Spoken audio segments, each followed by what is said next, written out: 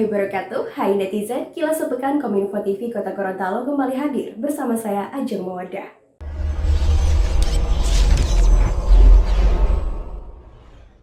Netizen, pemerintah kota seluruh Indonesia berkomitmen untuk mengembangkan UMKM serta menunjang perekonomian pasca pandemi COVID-19. Hal ini disampaikan oleh Wali Kota Martin Taha di sela kegiatan Hari Ulang Tahun ke-22 Asosiasi Pemerintah Kota Seluruh Indonesia atau APEKSI di Kota Bandar Lampung, Provinsi Lampung. Pengembangan UMKM untuk memulihkan ekonomi nasional akan melibatkan sejumlah elemen, mulai dari tingkat pusat, daerah, pelaku usaha, dan akademisi. Upaya ini dilakukan karena sebagian besar perkotaan mengandalkan sektor UMKM, bidang jasa, dan perdagangan. Hal ini akibat pandemi COVID-19 selama 2 tahun yang berdampak terhadap ekonomi nasional.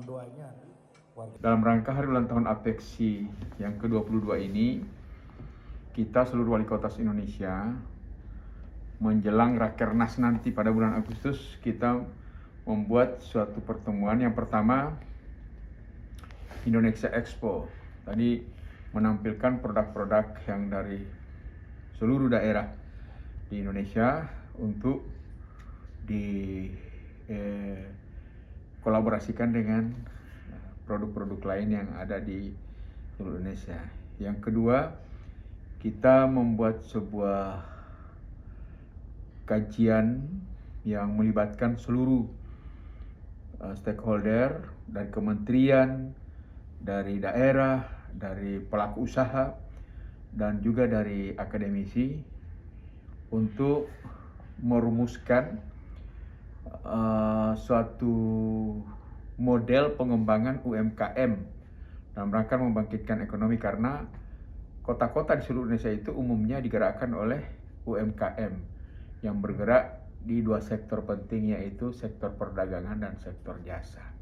Sehingga APEKSI dengan kolaborasi semua pihak, kita mengambil tema itu untuk bisa menggerakkan ekonomi, membangkitkan kembali perekonomian kita yang sudah terpuruk selama 2 tahun karena pandemi. Maka dengan tekad dan komitmen kita bersama, ekonomi Indonesia akan bangkit. Netizen, pembangunan kanalisasi Sungai Tapodu merupakan upaya untuk menangani persoalan banjir di Kota Gorontalo. Pintu air Sungai Tapodu terletak di perbatasan Kota Gorontalo dan juga Kabupaten Gorontalo. Pelaksanaan kanalisasi ini juga sebagai upaya menyelamatkan Danau Limboto. Danau Limboto satu dari 15 danau kritis yang menjadi prioritas pemerintah pusat. Pendangkalan dan endapan menjadi masalah utama Danau Limboto. Adanya pembangunan kanalisasi Sungai Tapodu, pintu air Danau Limboto, mampu mengatasi masalah banjir di Kota Gorontalo. Keuntungan bagi kami masyarakat Kota Gorontalo, ini dapat mengatasi persoalan banjir di kota. Karena dengan dibangunnya pintu air ini air yang ke sana bisa diatur. Ini kan akan dikanalisasi. Pintu air Tapodu ini akan mengkanalisasi sampai ke Sungai Potanga. Sungai Potanga itu yang menyalur sampai ke Sungai Bolango dan dia akan bermuara di Pelabuhan Gorontalo. Nah, itu sehingga kita tidak akan kekurangan air. Ini pintu air gunanya kalau dia kelebihan dia akan tutup di sini kan, disalurkan sedikit-sedikit. Kalau dia kekeringan maka ada yang air yang tertampung di sini disalurkan ke sana sehingga kami tidak kekeringan. Jadi kalau orang-orang kabupaten ini bilang kalau banjir, kalau air besar jadi perikanan, kalau dia surut jadi pertanian. Jadi bagi kami bersyukur dengan adanya ini pintu air Tapodu ini untuk menyalurkan dan mengkanalisasi air sampai ke sana, mengatur banjir sehingga tidak banjir di sana. Netizen, pemerintah Kota Gorontalo berjanji akan memberangkatkan umroh bagi para guru ngaji, pegawai syara, dan juga imam masjid. Ibadah umroh akan digelar usai ibadah haji tahun 2022. Ibadah umroh ini sebagai bentuk apresiasi pemerintah Kota Gorontalo atas dedikasi guru ngaji, imam masjid, dan juga pegawai syara. Guru ngaji, imam masjid, 7 pegawai syara berperan dalam pembentukan karakter masyarakat yang lebih baik. Pemberian ibadah umroh guru ngaji, imam masjid, dan pegawai syara sebagai bentuk apresiasi pemerintah Kota Gorontalo.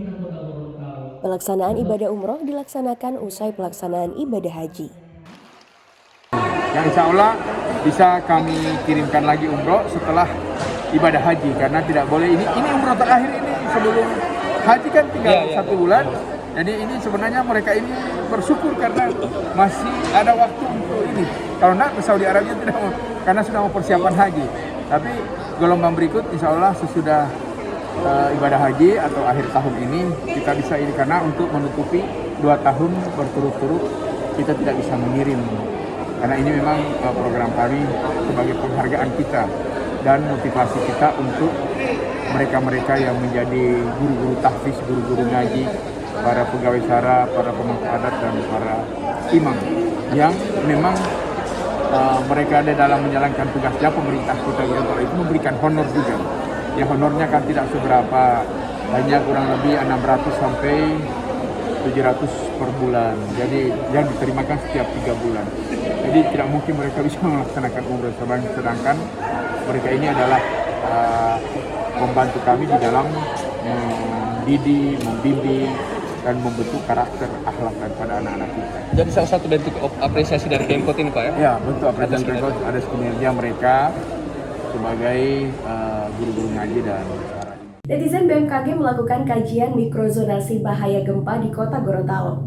Mikrozonasi merupakan metode pembagian area sesuai parameter tertentu berdasarkan karakteristik yang dipertimbangkan.